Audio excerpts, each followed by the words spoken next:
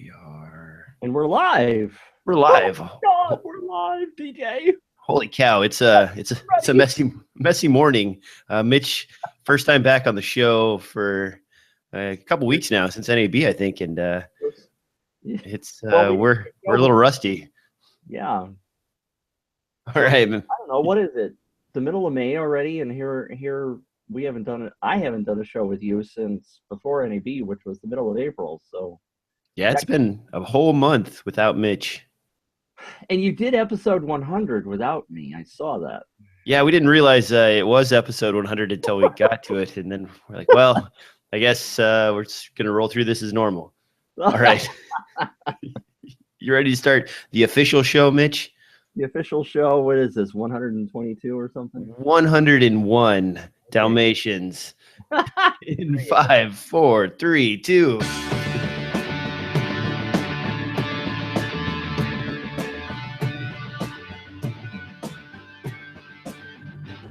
Hello and welcome back to an early morning episode of DSLR FILM NOOB Podcast with Planet Mitch from Planet 5D, and myself, of course, DJ from DSLRFilmNoob.com.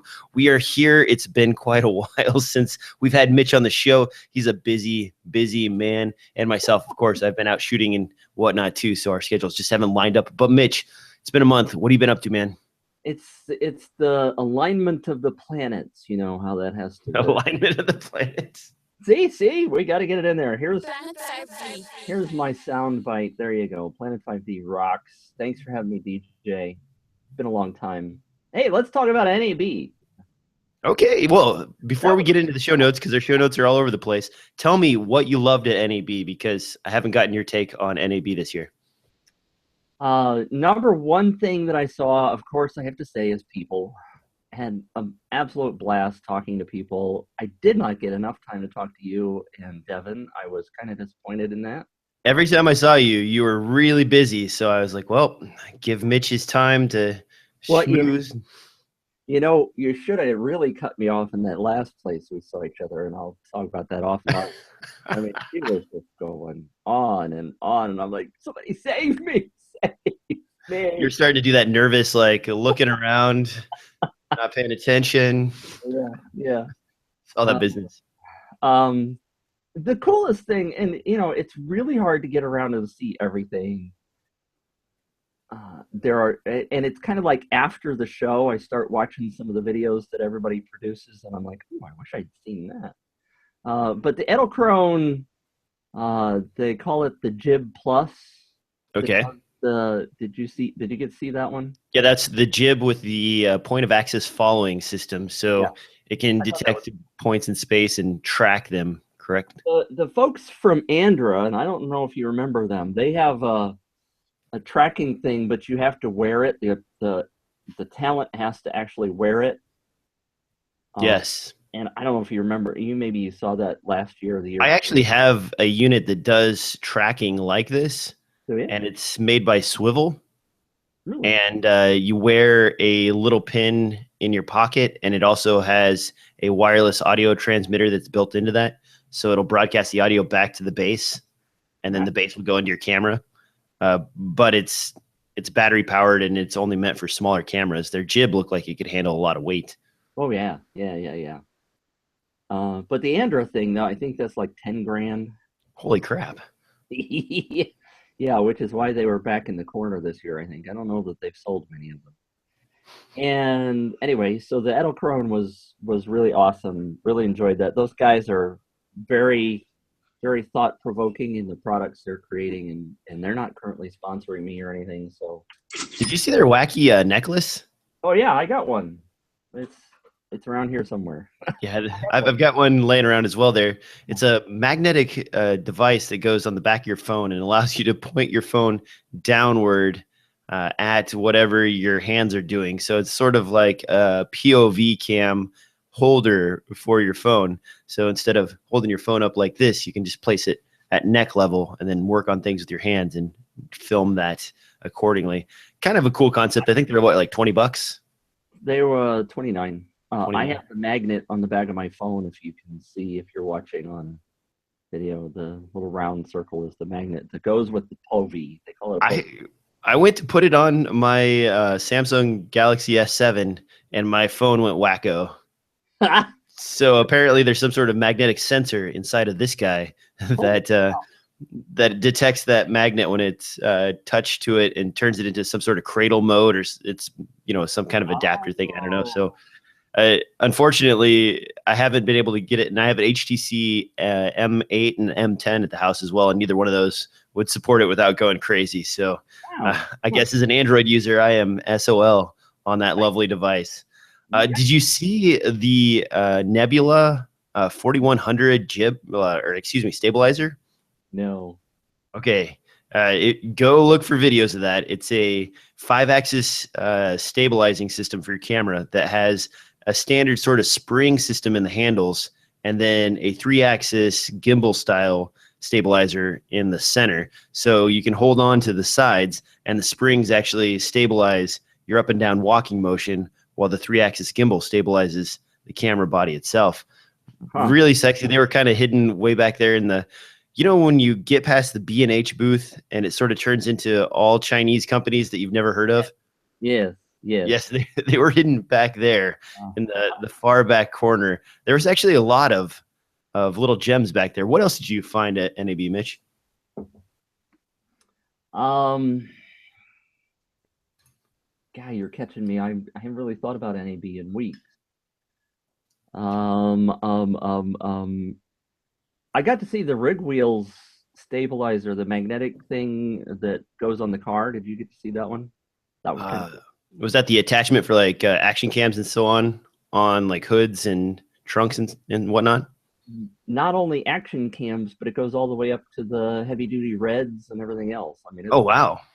Yeah, it's a big unit, and the fact that it's magnetic makes so much sense to me, although of course it scares you because you think scratches and stuff, but the magnet it's Friday morning, boy, I can tell it's going to be a doozy. The magnets are incredibly strong, and you can attach as many as you think you need, and it's really nice. And they had a red actually on a hood there in the back, and you could shake it and move it, and it's incredibly powerful. And the fact that you can attach it with magnets means that you don't have those silly suction cups that you have to pump, and it seems to make so much more sense than those, because the suction cups, everybody's nervous about suction cups, right? You never know how long that thing. I mean, my bathroom, I've got one of those suction cup things for the shower, and the thing's constantly falling down. So you get nervous about suction cups over time, I think. And magnets, a magnet's going to hold, right? Well, I hope so. Is it electromagnetic, or is it one of the ones with the travel arm that picks the magnet up from the base? Neither. It's just a magnet. So what about when it's attached securely? How do you get the magnet to release?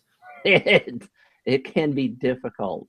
I mean, a little angle pull will pull it. It'll come off. And I wish I thought I was going to talk about it, because I actually have one of the magnets out in the other room.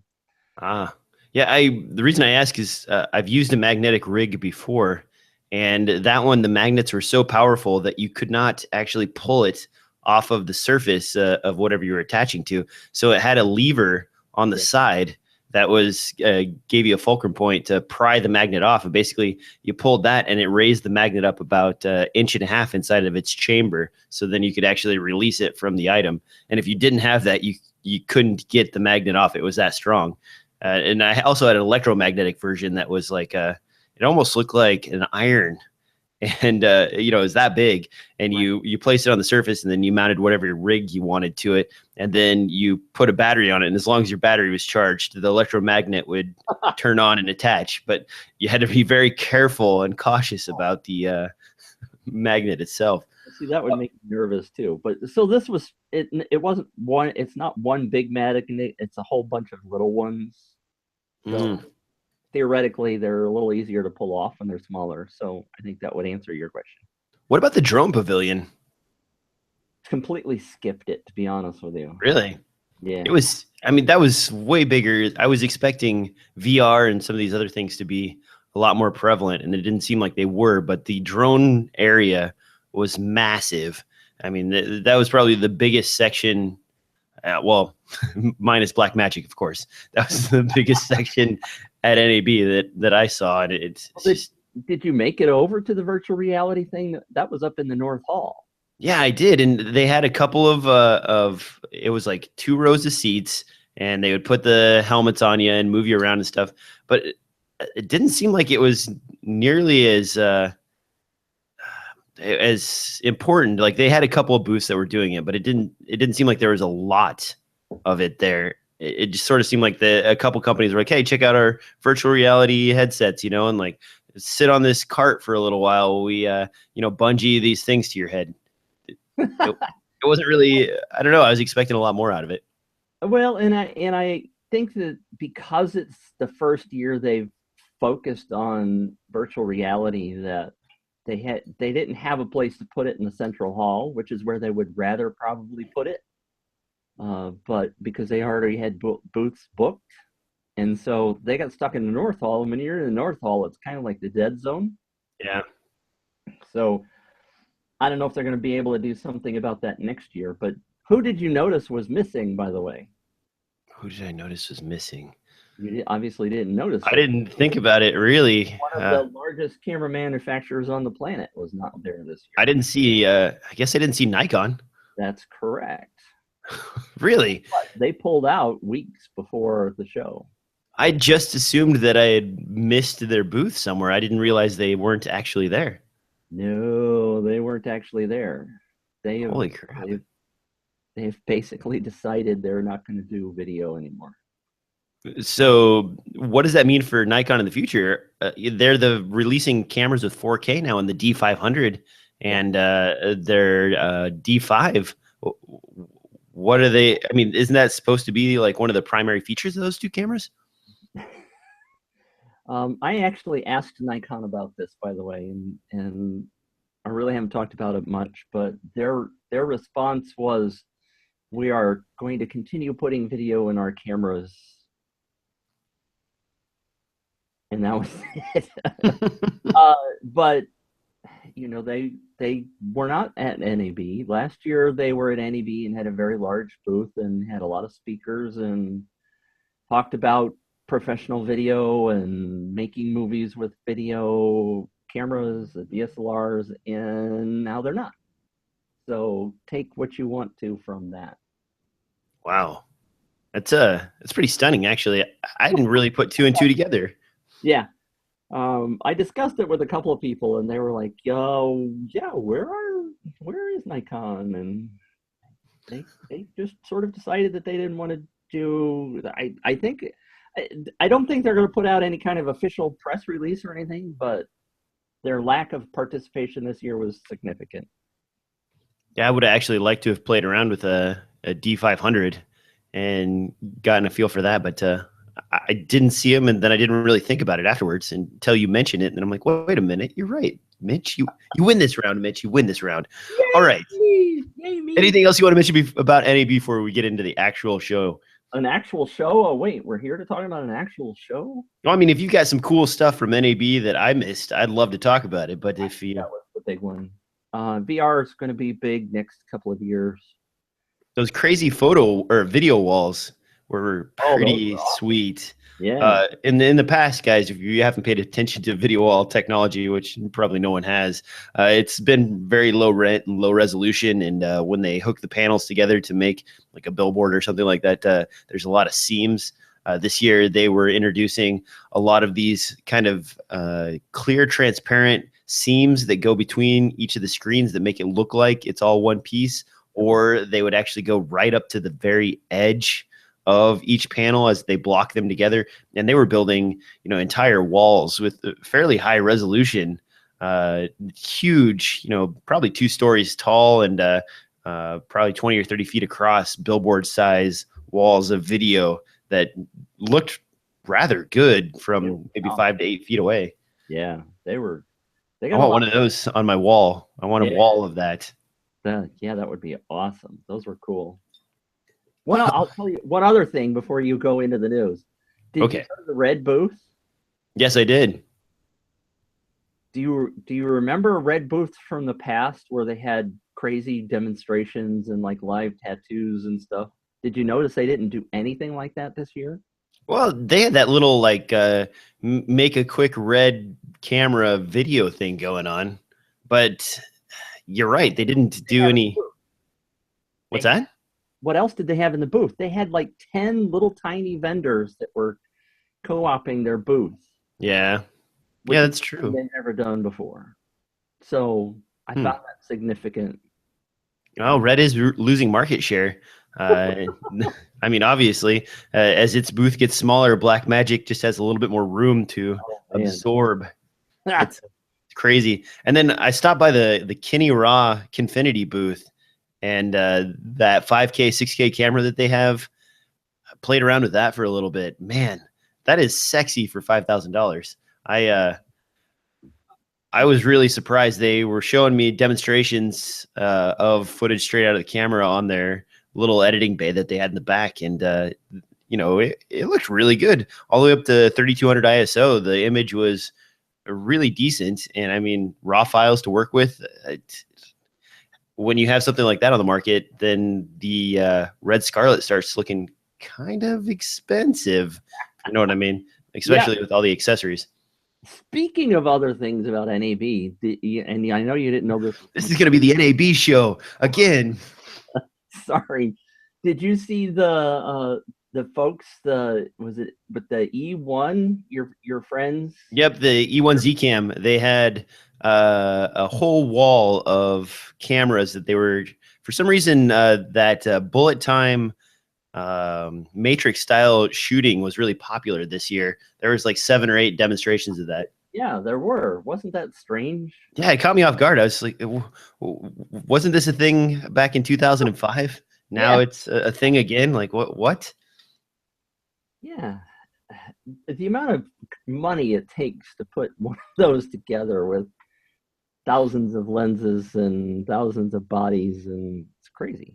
Devin and I were doing the math at one of the booths. It was a bunch of Samsung cameras of all things, and they were the NX 500s, and then they had Rokinon lenses on there, and it was like 35 camera bodies. So that's $1,000 a piece for each of the camera bodies, plus another $500 a piece for the lenses. I mean, $3,500 just in bodies, or excuse me, $35,000 just in bodies, and then another $16,000 or so just in lenses to accomplish this bullet time shot at a booth. I mean, that's easy pickings if you want to make some money in a robbery. I'm not saying to do that, but No. All right, I'll let you go on now. All right. I think with that note, it is probably time for the news. Time for the news. Time for the news. Time for the news. First thing up is something not from NAB, and this is an announcement from Nvidia. If you are into super sexy graphics cards for your editing bay, they have announced a doozy, the GTX 1080. Yes, 1080, folks. That is a ridiculous name. They should have gone to something else, but whatever. Makes you think that this is only capable of 1080p video. The GTX 1080 is going to be faster than a Titan X, which is currently their $1,200 offering. The price is expected to be in the $600 range, which is still expensive, but half of the price for double the performance of the Titan X that I currently use. They'll also have a GTX 1070 that will be priced at $399. And if you want some funky dunky coolers to go with your GPUs, you can spend an extra $100 on the GTX 1080 or 1070 and get the special edition model for that extra $100 in value. Now, Mitch, as a Mac user, this is probably the least exciting news in the world for you. But weigh in. Would you love to have faster GPUs for faster rendering times in your NLE? Yes, I am so super excited about this incredible 1080. That's a silly name. I agree. When I saw that, the first thing was like, what? Why would you name your GPU? It's just like when they were trying to come up with the first Xbox, like 360. I mean, what are you going to do next? 720? doesn't make any sense. It's No. dumb naming. And I understand NVIDIA's gone through a numbering cycle. You know, they had the 780, and then they have the 880, and then they have the 980, and you know, that's how they've been progressing. But at 1080, you should just jump off of that ship and maybe move your numbers around. Interesting article, though. I took 5 minutes to skim this article that you included from Engadget. And from a viewpoint of two things, I guess. They call it gaming perfected in their introduction. So beyond this, there are no improvements that can be made. When you say that you perfected something, right, you're done, in my opinion. So, I mean, it slays me, all the marketing stuff of new, enhanced, the ultimate. You know, how many times have you heard the ultimate product? Well, you can't add anything to it if it's the ultimate product, right? Absolutely. Horrible marketing kinds of words. Gaming perfected, right? So you're done. After this, gaming is done. But the other thing that really slays me is that they call this the largest GPU endeavor, the largest chip endeavor, the largest processor endeavor in the history of humanity. This project took more than 2 years and several $1 billion. And what? Okay. Is this where we really need to be spending our money? Several $1 billion to come up with this product? Well, they shrunk the die size down using 16 nanometer technology as opposed to, I think, 32 nanometer was previously, and they were having a lot of trouble perfecting that in GPU applications. Plus, I think this uses HMB memory technology, which means that the memory, the 8 gigs of memory on this, the chips are actually imposed on top of the GPU itself. So the bandwidth and latency between the memory and the chips is almost nil, and the bandwidth is crazy big. So those two perfections, like, people have kind of known about that as an option for increasing GPU performance, but to actually put it into practice, no one's, I mean, AMD had done it with a 4 gig chip, but NVIDIA is doing it with an 8 gig HMB chip. And I might be getting the terminology incorrect, folks. I apologize in advance for that because it is early in the morning, but still, double the performance, Mitch, for $600. And I am a Titan user myself. That's a $1,200 or $1,300 graphics card. I'm a little, I'm not frustrated. I know technology has to advance, but it's like, this seems affordable to me compared to what I've paid in the past. And how often do you say, oh, this is double the thing you had previously? And almost half the price. Exactly. Yeah. That part's nuts. And I agree. The advertising's, it's really wacky in here. They're doing some strange stuff. Not sure why that is. This has been suspected for quite some time. The graphics card is really awesome. I can't wait to get one of these in my system and see what kind of rendering improvements I can take advantage of with this system. Oddly, no AMD announcements about a new Radeon card to compete with this. So NVIDIA/Intel stands alone in that market, which is unfortunate because that means that we will not have much in the way of competition. Oh, go ahead, Mitch. I was just gonna say, what do you need competition if they've doubled the performance and dropped the price by almost half? Isn't that what normally competition does for you? Well, yes, it does. Of course it does. But I almost would say that that would more reflect on the fact that they were charging extravagant amounts for their previous generation of cards. $12 for a card? Come on. Yeah, $1,200 for a card. That's almost the price of a fairly decent editing computer by itself, just for the GPU. Yeah. So, always hurts when I think about how expensive this box is that's sitting next to me right here. Yeah. All right, moving on down the line, because GPUs are not that interesting to Mitch. Let's talk about some lenses here. Canon, and at first I thought, well, wait a minute, didn't they just release a new a 16 to 35 millimeter f2.8 lens recently, and I'm starting to date myself here because actually the release of the Mark II 16 to 35 millimeter f2.8 was in 2007 apparently. Wow. Which, Mitch, does it seem like it's been that long ago? DJ, Planet 5D was born in 2008, end of 2008. So my knowledge and experience about lenses before that is virtually nil. Well, if you follow the wide angle lens in the L series lineup, the original was the 17 to 35 millimeter f2.8, and that was superseded by this guy that I still use to this day, the 16 to 35 millimeter f2.8 original. And then begrudgingly, they replaced that for me with the the Mark II, and now they're on the Mark III. Now, the time that the 17 to 35 millimeters spent on the market was pretty substantial, 10 or 12 years. The original 16 was the same way. It went from like 1994, 95, all the way to 2007. And now this seems, I mean, it's been a while. 2007 is quite some time ago, but it's a fairly recent refresh rate considering they're moving all of their L series zooms to Mark IIs. So do you think there's something significantly wrong with the 16 to 35 that they have refreshed it in, I guess, not so fast of a time frame? Well, I was wondering because the article from Canon Hints. Pardon me? It hints at failure, but it doesn't tell you what the failure is. Right. And I was expecting you to have all sorts of information on that because you are the lens guru.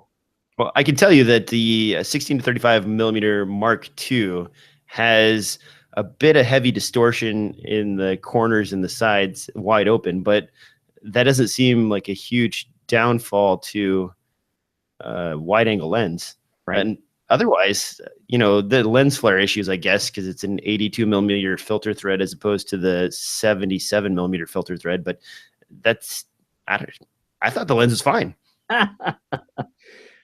Solves the most glaring weaknesses of the current version. And I'm going to have to flog Craig because I would like to know what those are. I know. I looked all over too, and I tested out a Mark II against my Mark I, and there is significant improvements between those two. But I can't imagine what they would be really worried about fixing on the Mark II. So it's just strange. Caught me off guard. I thought maybe you, Mitch, would know about it, so I was throwing it at you, and then you threw it back at me. So we'll just kick this one over the fence and move on to some massive storage options. If you have a phone, if you have a GoPro, if you have any kind of small device, micro SD cards are your life. You want to shove those in, use them up, and get the stuff off of them fast. Well, Samsung has superseded what was before the largest micro SD cards out there, which was SanDisk, the 200 gig versions. They have released a 256 gig card. This has 95 meg writes and 90 meg reads, or excuse me, I'm reversing that. 90 meg writes and 95 meg reads. This thing is fast, it is small, and it'll set you back around $300, but it is all the memory. Mitch, do you want this for your phone? No, I don't. I find it interesting that they talk about recording 12 hours of 4K UHD video on this. Yeah. High compressed, of course. Highly compressed. What kind of camera can write? Well, of course, we're talking about GoPro phones or GoPros. Okay, so yeah. I believe the GoPro Kodak is like 35 meg.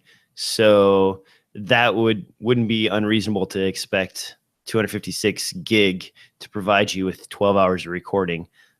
I'd have to do the math there. I think, yeah, that sounds plausible. I would say more like 10 or 11, but yeah. 33 hours of full HD. Now, I will say that I do have the 200 gig version in my phone, and as this was announced, the 200 gig version from SanDisk dropped down to $76. So there you go. That's a fairly expensive tax to go from 200 to 256 gigs worth of storage. Right. But my question here, and the reason I threw this card in here, is because we're still seeing phones that only have 32 gigs of storage as like a pretty standard number. When do you think we're going to start seeing that number increase? Because people are shooting 4K video, they're shooting photos in RAW now, and a lot of cameras, they are storing their media on there. The phone, for some younger people that I know, has completely replaced their computer as a whole, and they try to just get around on their phone. What do you think they're going to do with the memory size on these phones, Mitch?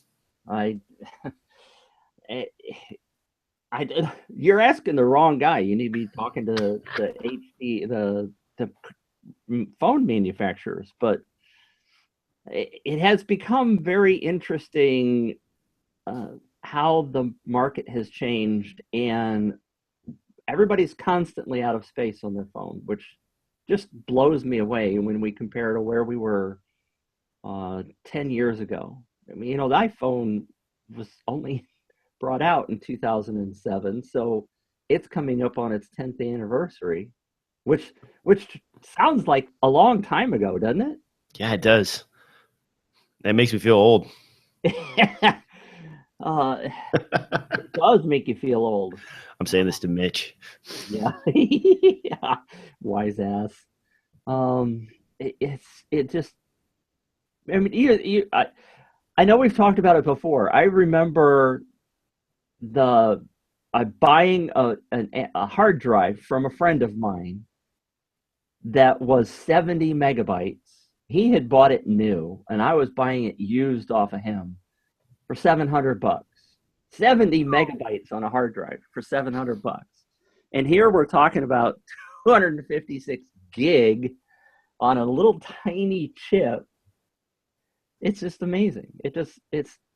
And we still, everything we do, we need more because we're shooting more video, we're shooting more photos, our apps are bigger, and it's amazing. Well, even from an entertainment standpoint, from your devices, I have audiobooks as well as some movies that I want to catch up on when I'm on the plane, and I keep those on my phone, and that eats up the internal storage on this guy really fast.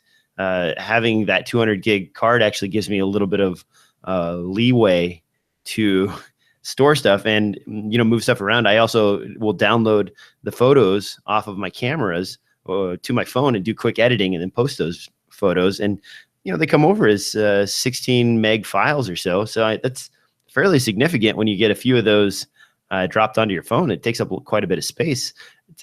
I don't understand why this hasn't gotten sort of bigger internal memory, and some of the manufacturers are selling their phones without memory card options, so you can't even upgrade to a micro SD card. And iPhone.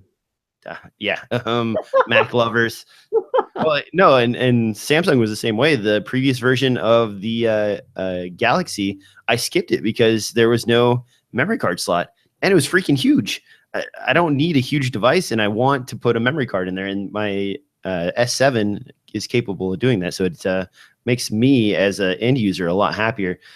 Anyway, 256 gig in a tiny space, extremely fast writing speeds. Now, with those sorts of read-write speeds on a card this small, do you think you could just go with micro SD cards as opposed to regular SD cards and then use one of those little adapter hubs for all of your devices?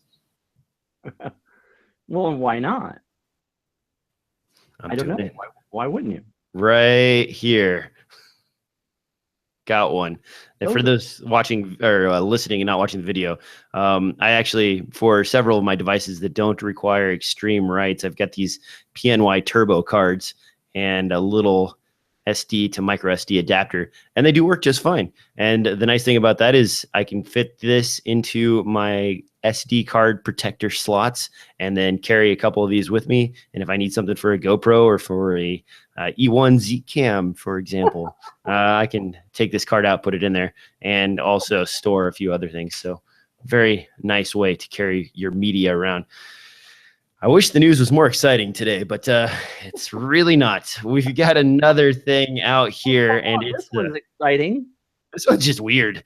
I saw this lens, and I thought I was almost certain Canon was going to kill the EOS-M line. I mean, it's been limping along. They haven't really given it much love. Things are not looking good for the EOS-M line of cameras. And then out of the blue, here's a new lens. Here's a macro, the macro that no one asked for, but you know, hell, we'll make it anyway. They've added a light on the front of this for illuminating your subject. This is a 28mm macro. So on a EOS-M body, that's a 1.6 crop. So you're looking at close to 50-ish as a focal length.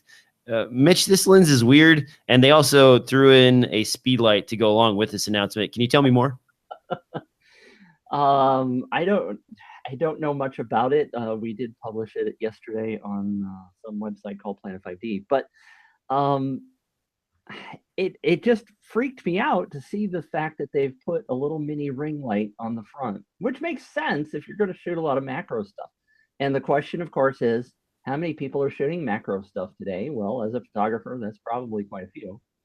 If you're doing it, are you doing it with an EOS-M?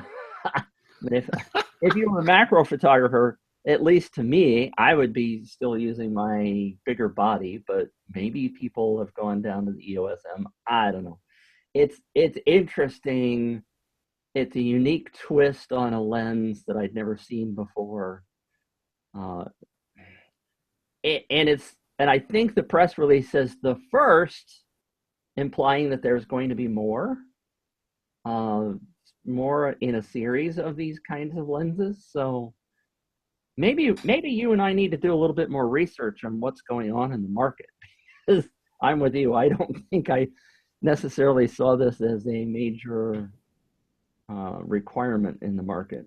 Well, I actually own almost the entire lineup of EOS-M lenses, and here they are, right here.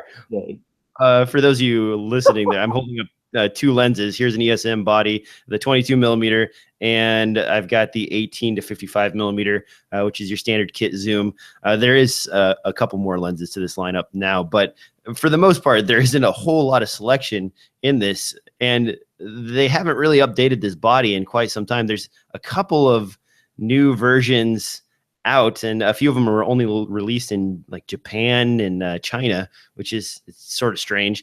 It's so, I don't know who uses this. I've only seen an EOS-M in the wild twice in my lifetime, besides the ones that I use, and both of them were being used for video and not at all for any type of photography application. And the reason these are popular for video is because you can pick up an EOS-M for around $140. Right. And you can install a magic lantern on it, get some basic video features that makes it handy, and it's mirrorless, so you can adapt it to any lens of any kind that you can think of, which makes it really affordable for beginning videographers who want to start out on the cheap and then work their way up from there and don't mind shooting 1080p.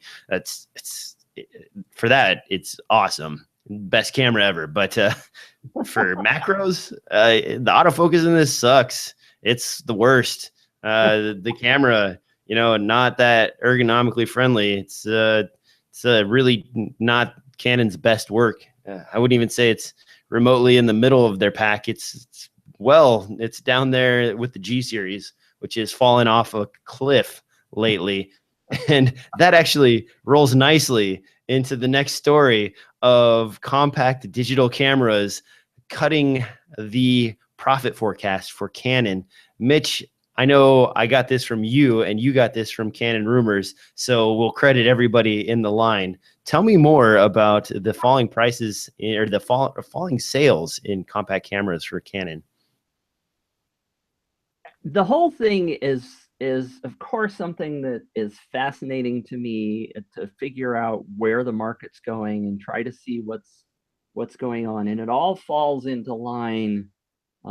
If you go back and look at some of the metrics, we get really crazy when we talk about these things, and I wish I had the chart in front of me. I wasn't thinking about being ready for this conversation. I apologize, but I was looking at some market statistics yesterday or the day before, and we all talk about the fact that the camera market has dropped significantly since 2012, where there was a peak.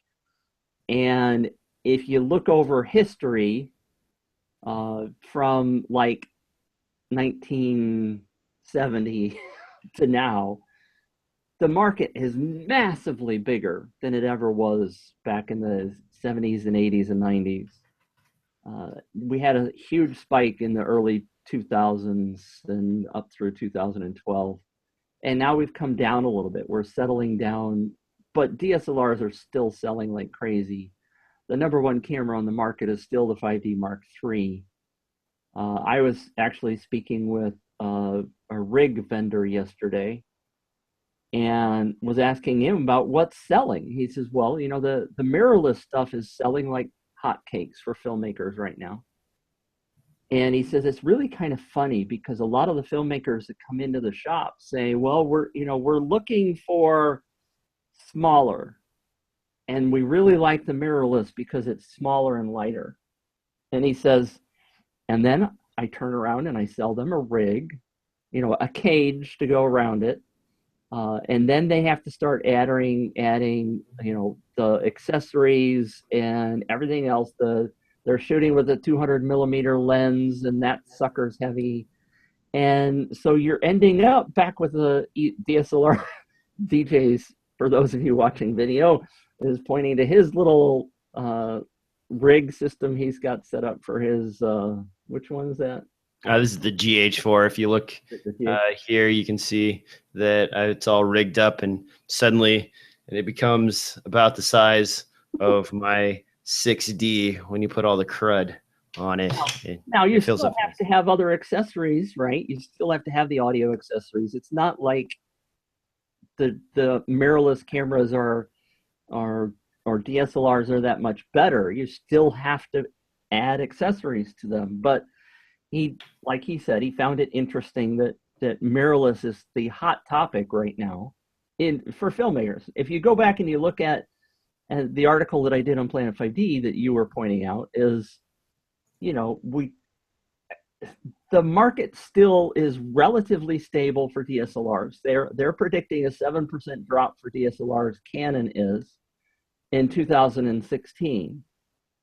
Early reports were that there was like a 0% drop. So if you're watching live, you can see the growth rate chart that DJ's got up there. But the compact cameras are falling through the floor. They're going to be down 24%. And so the 16% in total digital camera drop it's not insignificant, but we still don't have any kind of a mirrorless rumor from Canon. So Canon still thinks that mirrorless is a relatively small segment. And as I mentioned, let me ask you a question. Let's go back to NAB, right? Okay. In terms of people walking around the show floor, what do you see in terms of cameras that they were using? Number one camera I saw at NAB this year was a mirrorless camera. It was the Sony a7S Mark II. I saw so many of those on the showroom floor that people were kind of just like, have you ever watched motorcyclists when they're driving down the interstate and they kind of do that thing where they wave at each other? Well, the A7S users would just be like, hey, bro, got this one. And then, like, you know, walk on. And there were so many of us. And a few people even stopped me like, hey, what rig are you running on your A7S? Like, I got mine here, but I'm trying to figure out how to configure this. There's a ton of that conversation going on at NAB. So as far as video goes, the GH4 and the A7S Mark II are probably some of the most popular mirrorless cameras. I didn't see hardly any Canon shooters for video, at least. Did you? Well, see, I maybe there's some, you know, have you ever been, let's suppose you go out and you buy a new Lexus, right? Or Prius, whatever. Let's say you buy a Prius. Do you see a lot of Prius cars on the road when you're suddenly in the market for one? So are you saying this is object fixation? I saw a lot of Canon cameras. I saw several C100, C300 kinds of shooter guys. I saw quite a few people that had just pure video cameras that were shooting stuff. I saw quite a few people shooting with their smartphones. So I know you, and I know, why can't I suddenly think of his name? Dave Dugdale. Yeah. Like, oh, I saw tons of mirrorless cameras. And I'm like, okay, I saw mirrorless cameras too, but I don't think it was as overwhelming necessarily from my perspective as everybody else. Now, I didn't see very many people shooting with a Canon DSLR. I saw a couple. Yeah. I will say mirrorless was bigger than it ever was before. But you would also say the same thing when the 5D Mark II and 5D Mark III first came out. Those were everywhere. Well, and I did see people on the showroom floor with 5D Mark IIIs, but most of them were shooting stills.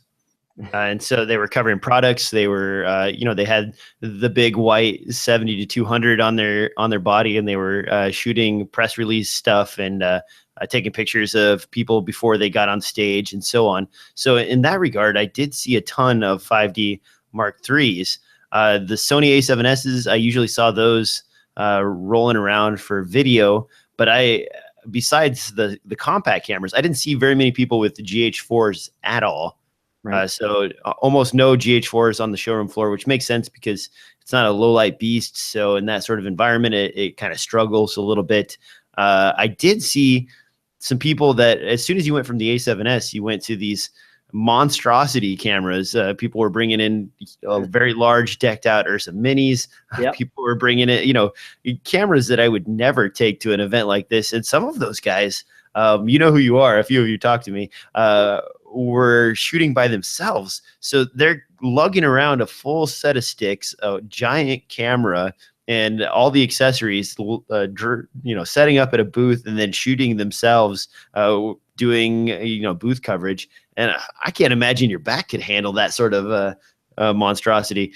As far as mirrored cameras go, though, I didn't run into any video shooters on Canon cameras. Now, I did see a couple of people running around with like an XA20 or an XA10, which is the little Canon DV cam, not DV cam. It's a mini camera. It has XLR inputs, but it looks sort of like a consumer handycam style camera, and that was fairly common.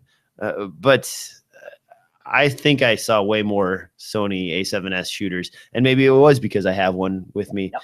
But I don't know. That's kind of what I was running into, and I like to check out gear, so yeah. I was paying attention to what everybody was shooting on. Well, and I think what I would really love to see, and I don't think we're ever going to necessarily see it from the manufacturers. If you like, for this article, I started diving into, profit reports and the kind of things that those guys put out, and they don't ever really break things down into the kind of details we would like to see. I firmly believe that video shooters are going more to mirrorless than still photographers are. I think, because the overall market still is about 10% of small form bodies being mirrorless. Yeah, and actually, I've got a chart right here, Mitch, so we can use a infographic to figure things out. See these little red marks here in the chart? These are the mirrorless sales. The orange on top, or yellowish color, is smartphone sales, and then our green down here, which is a much bigger band, are DSLR sales, and the blue is compact. And you can see compact between 2001 and about 2011 really ramped up, and DSLR sales sort of remained somewhat consistent throughout that time. And you can see that the compact cameras start to ramp down as smartphones take over. Now, the other thing to think about with these smartphones versus compacts and compacts in general is in the last, I would say since 2012 to today, compact cameras haven't substantially improved in most parts of the market. You look at the Canon G series, and since probably the G14 or so forward, or G12 forward, they haven't really done much in terms of performance gains to make people sell off their old compact cameras. And I think that some of the DSLR users would say the same thing, right? Exactly. I mean, if you're shooting on a 5D Mark III and you're a photographer, tomorrow or at Photo Kino when they release the 5D Mark IV, do you really need it? I mean, the 5D Mark III does great. If you're a 1D shooter that has a 1D Mark IV, that was a really decent camera. Did you need the X? Did you need to move on from there? I mean, even I know people that are still shooting on 1D Mark IIs that are just fine with that. The image quality is what they needed. They continue to use it as a professional. It works great. If you're not doing something that involves the new feature, what's driving you forward to sell your camera and get another one? I really enjoyed the conversation I had yesterday, and I might as well just tell you it was a guy from Defocus. Cha-ching! Fascinating. He likened it to photography, and many filmmakers are like golfers. Golfers, somebody comes out with a new golf club that claims to give you 15 more yards on your drive, and you're out there buying that sucker. You're like lusting for it. And you don't know whether it's going to really give you 15 more yards or not, but it sounds sexy, and so they're out there buying it. There's a vast hunk of the market, which you have just talked about, that is just perfectly happy with their existing gear. They maybe are investing in lenses, which is where you and I both talk about constantly. That's where you ought to be investing your money. Absolutely.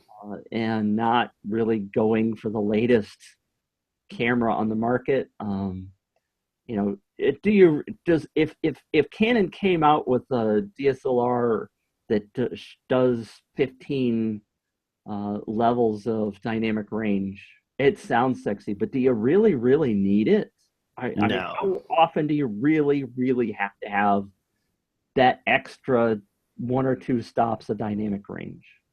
Well, honestly, your final production is going to be limited by 7 or 9 standards. So exactly. If you're missing out on a few stops here or there, like it's probably not the biggest issue in the near term. I mean, maybe 20 years from now when they remaster your work, if your work is worthy of remastering, they'll be, oh man, if only he'd have shot on the 5D Mark X, he could have gotten all the dynamic range in the world. But yeah. And as was mentioned yesterday in the conversation, a lot of people are going mirrorless because they want 4K, because the DSLRs aren't shooting 4K, right? Yep. And they want to save some money, theoretically, because you can get a Sony or a Panasonic for less than a Canon, right? Yeah. And I said, so you're turning around and shooting 4K because that's what you think you want. And then, of course, what you're doing is down-resing it to 1080 to send it out, right? Because nobody else is delivering 4K in many cases. But they're trying to save money because they want that 4K. But yet, what are you doing? You're getting bigger hard drives, more computer power. And so you think you're saving money, right? But you're not, because you've got to invest in all these other things.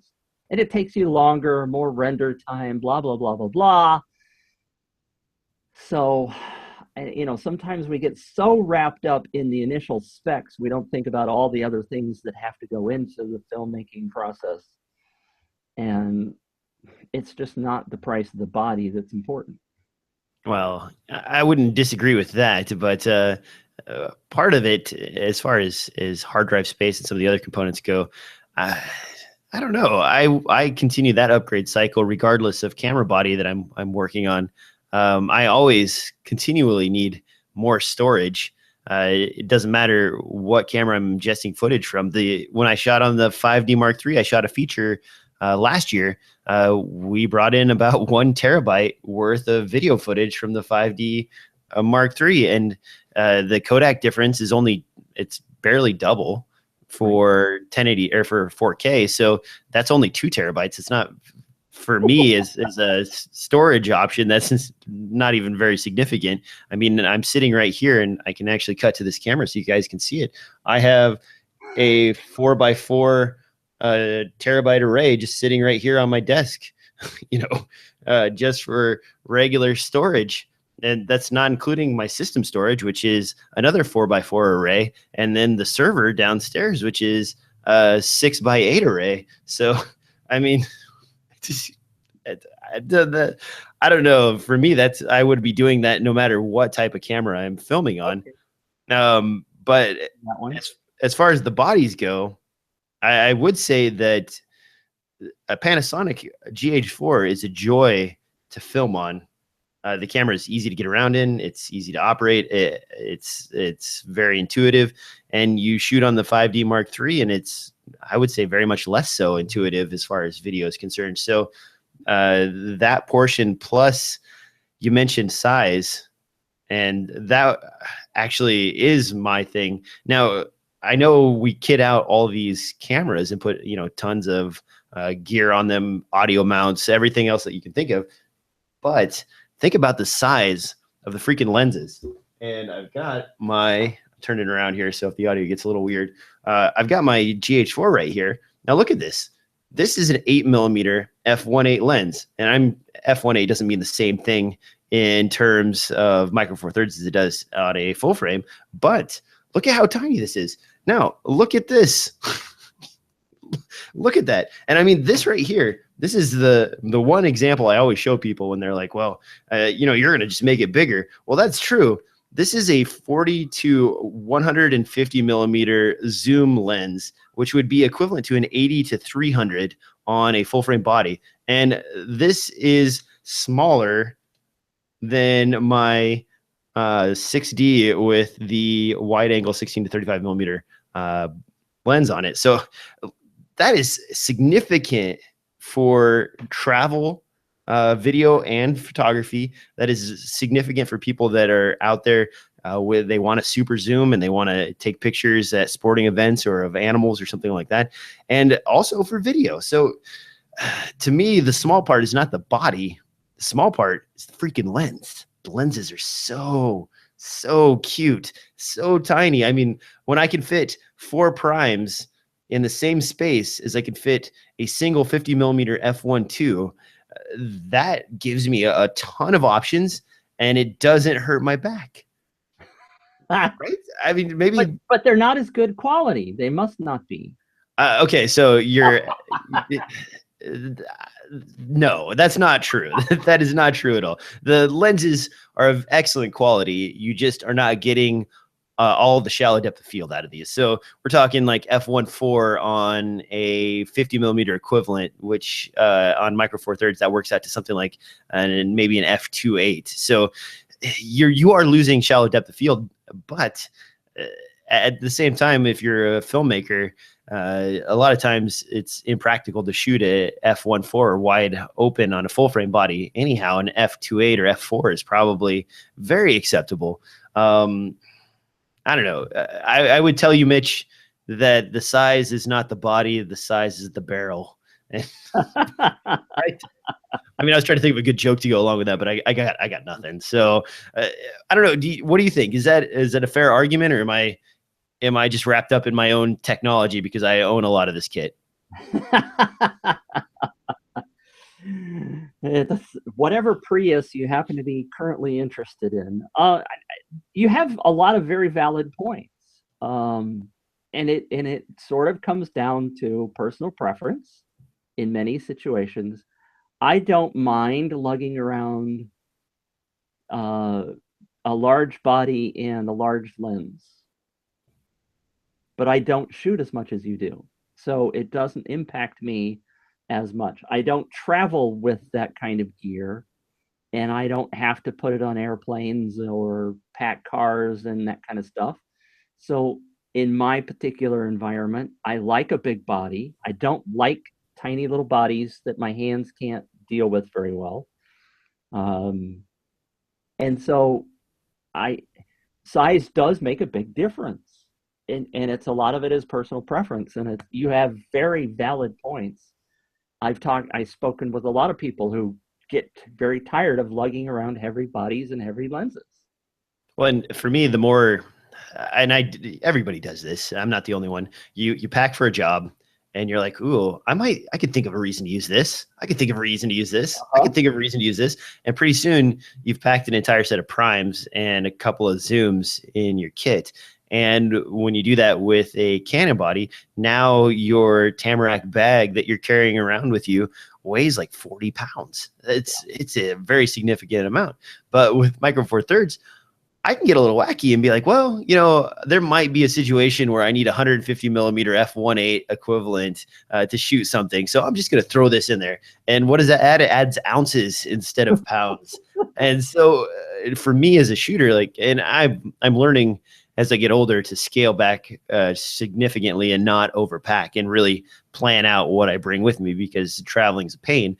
But at the same time, anytime I can reduce my weight, especially on a plane, the difference between checking your bags and a carry-on is significant, because your carry-on, you know where it's at.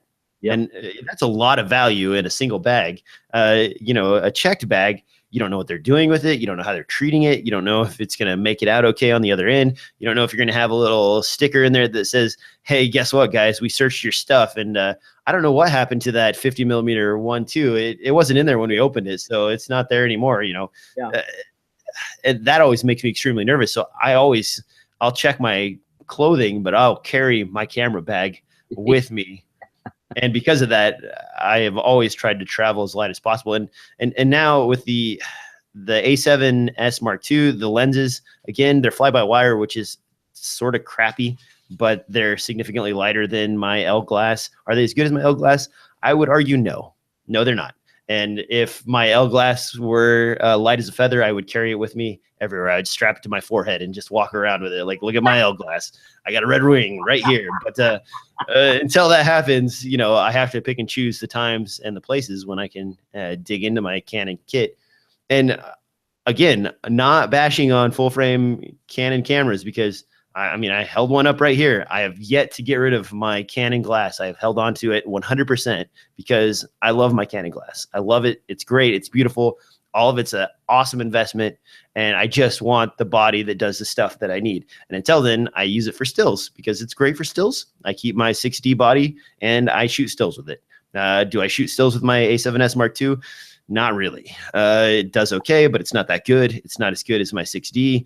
In terms of low light, yes, whatever. Who cares? That's not a thing for me. The GH4, it does a great job stills. And in fact, if I'm not shooting in any low light situations, the 11 frames per second is amazing for shooting stills. And 16 megapixels, that's enough pixels for probably 95% of the applications that you're going to shoot stills for. So it's a great camera, but 1600 ISO, like I've gotten past that and I want low light. So back to the 6D again. And as soon as Canon releases a 5D Mark IV that meets my video and photography needs, I will probably wipe out my collection of other cameras and move back into my Canon camp.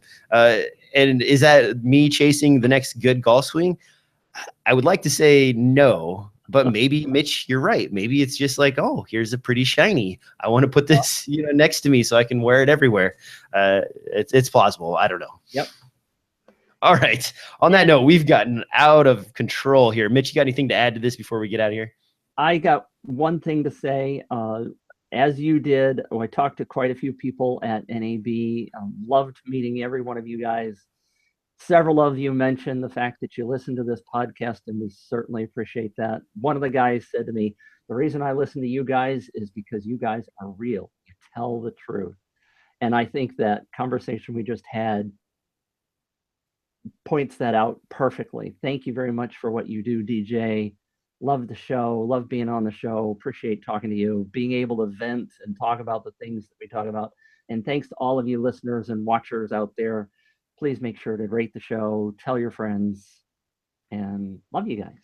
You guys send Mitch a tweet and thank him for coming back on the show after a month of being away, because it's great to have these arguments / discussions every week. It actually keeps me fresh too. So thanks guys for listening, for watching, and make sure you subscribe, a review, tweet, whatever the internet things you do these days with the kids and the buttons and the stuff. And we'll see you next time on another episode of DSLR Film Noob Podcast.